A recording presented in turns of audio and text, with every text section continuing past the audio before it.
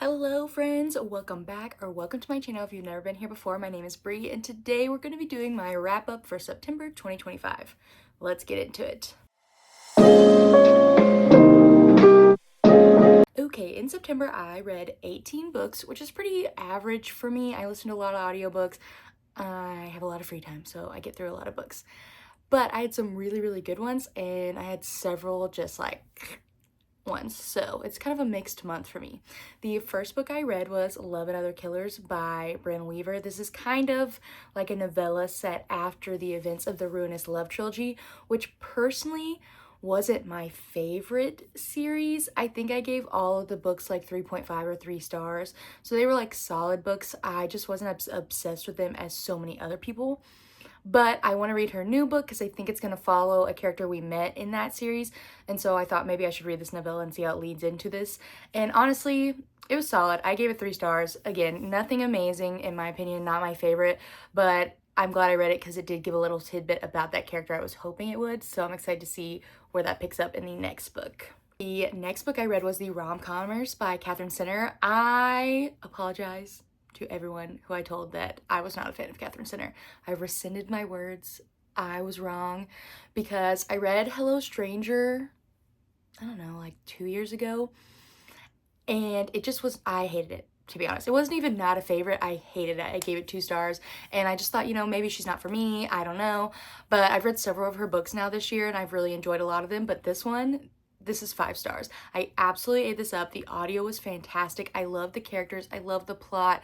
I just loved everything about it. It really worked for me. I also feel like Catherine Sinner can write eldest daughters better than anyone now. Like, I've read several of her books about eldest daughters and it just hits every time. Then I read Burn Bright by Kristen Becker Ritchie. This was one of my most anticipated reads of the entire year, and it did not disappoint. I gave it 5 freaking stars. I loved every single second of it. It was thick. It could have been longer. Also, look at these edges. The butterflies. I'm obsessed. This is the first book in the Cobalt Empire series, which if you know me, if you've watched any of my videos, if you've heard me ramble on, you know that Rose and Connor Cobalt are 2 of my all-time favorite characters, favorite couple, favorite books.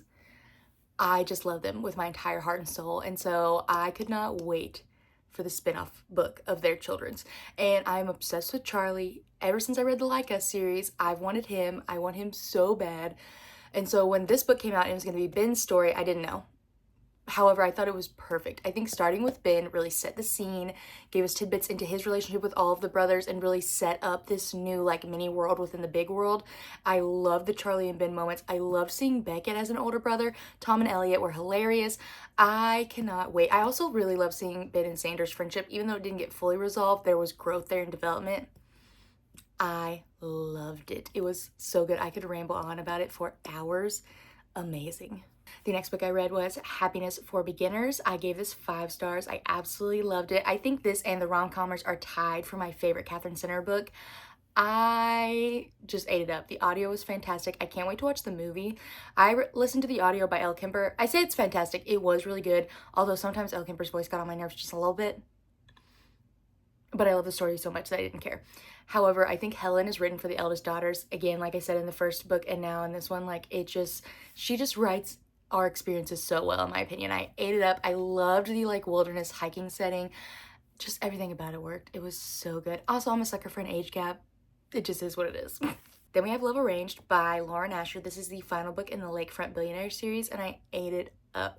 I actually thought this was going to be my favorite in the series, and it's not. Love Unwritten remains my favorite, but I really enjoyed Lily and Lorenzo's story. I love a whole, like, everyone loves her, everyone hates him, but he's actually a secret softie and a good person trope.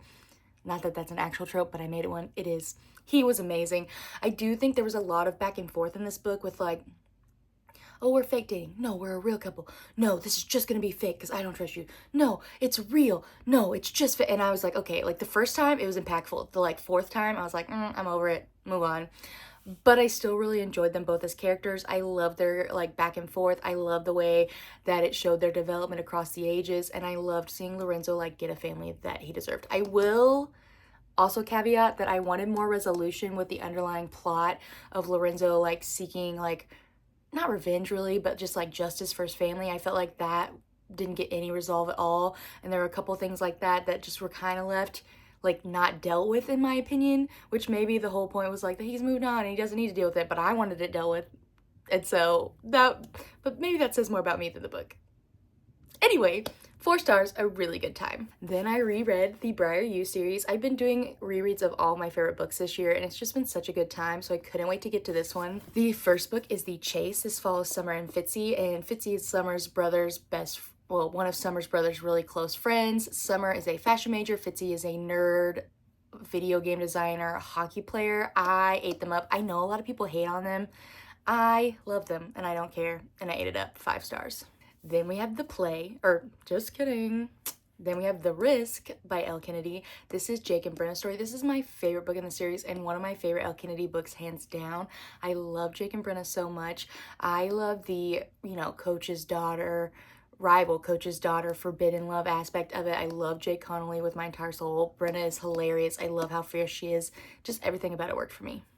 Then we had The Play. The first time I read this, I only gave it 4 stars, and I don't know why. I read it before I started my bookstagram and everything and started doing reviews, so I actually have no review of this written down anywhere from the first read. But on my second read, I gave it 5 stars. I absolutely loved it. I ate it up. Demi and Hunter were everything. I loved their story. It was so much fun, and I just loved how they progressed so naturally from strangers to friends to lovers and just being together. It was perfection in my opinion. Then we have The Dare. I gave this 3 stars, and it's honestly a really soft 3. I just did not love it. And I thought that the tropes in this one were going to be my favorite, so I was very, very excited for it.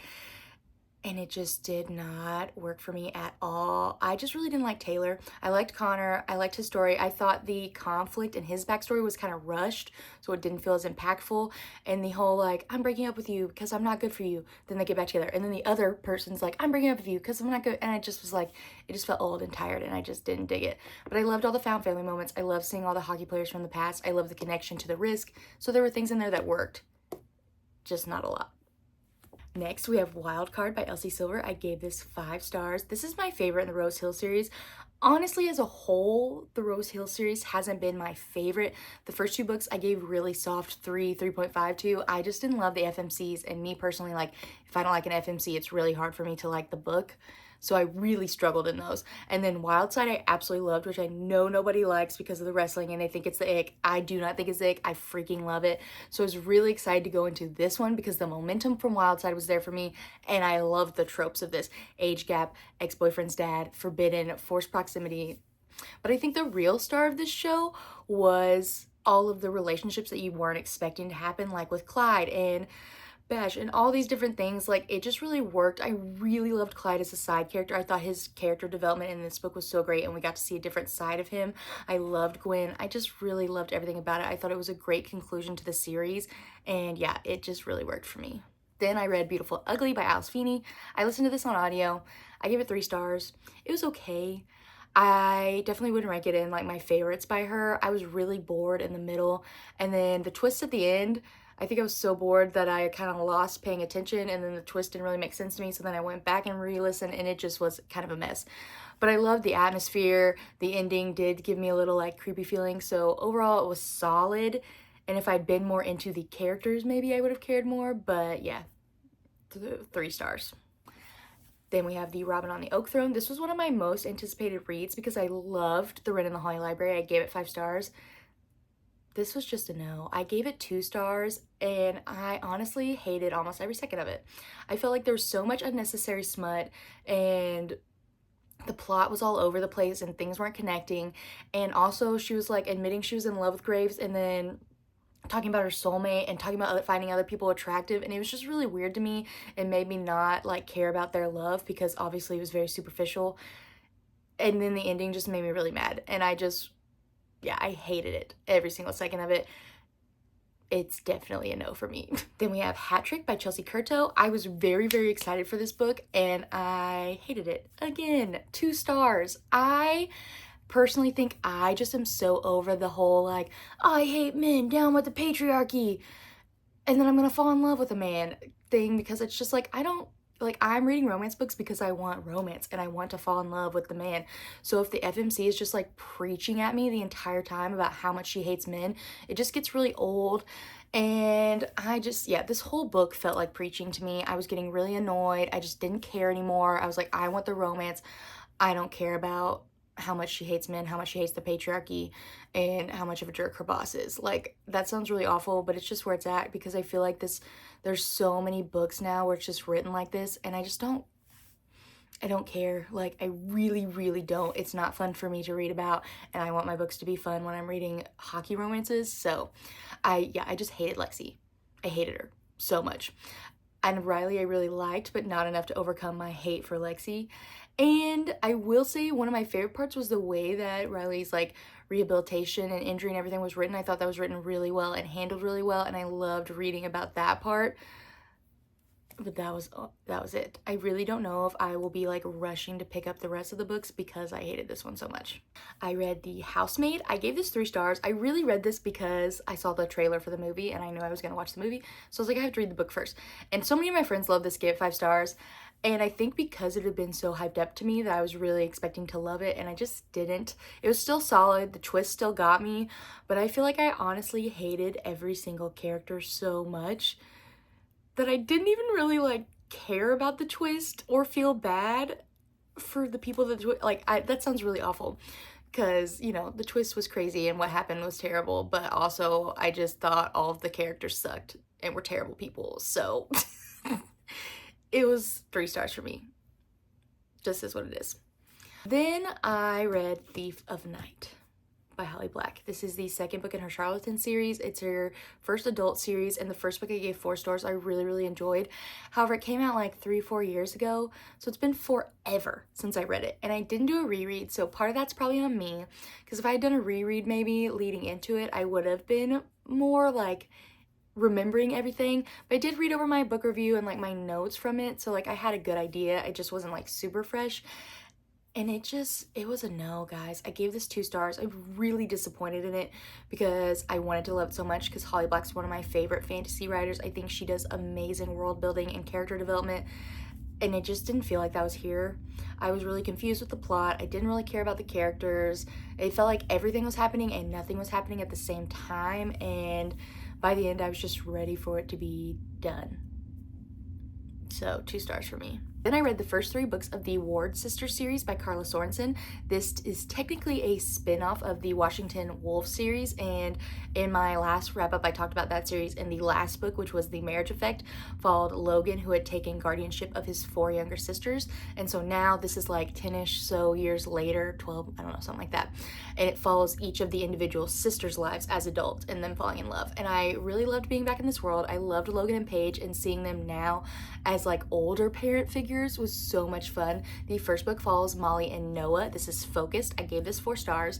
And Molly and Noah actually had like an incident in The Marriage Effect where Molly was 16 and Noah was 18 and about to go to college, and she kind of like tried to make out with him, and then his dad was like, what are you doing? You're gonna throw away your future, blah, blah, blah. Now, 10 years later, he has moved to work for the Washington Wolves, where Logan is now coaching and he is going to be playing, and Molly works for PR. And so they already have that background. Forced proximity, forbidden because they're not supposed to date each other on this new project they're working, and I ate it up. Like, when Noah decided to be down bad, he was down bad. I loved Molly. I thought she was super relatable. I just loved how they loved each other. I thought it was written so well, and the groveling that Noah did and the like big moment to like win her back, I ate it up. It was so good. Then we got to Faked. 10 out of 10. 10 out of 10. I love this book. This was Claire and Bauer's story, and basically Claire has been in love with her twin sister Leah's best friend Finn her entire life. Leah can't go to a thing that Finn needed her to be, so they decide to do a twin swap, and Claire shows up, except Finn's not there, Bauer is. And Bauer is the quintessential bad boy, tattooed. Everyone hates him. His stepmom doesn't like him, his stepmom, who is Finn's mom, and so he's got a big chip on his shoulder. They go to do this fake date, they start falling in love, people see them together, and then they want them to come to another thing. They go forced proximity, snowed in. It's just got all of the tropes. I thought it was so emotional. I loved the way that Claire saw beneath Bauer's trauma and past and gruffness for who he really is, and I love the way that Bauer saw Claire as an individual, not as Leah or a twin or anything like that. I just really loved them together. I thought they complimented each other so much. I ate it up. It was 5 stars. I literally read it in one setting. Then we get to Floored, which is my final book of the month. This is the third book in the Ward Sister series.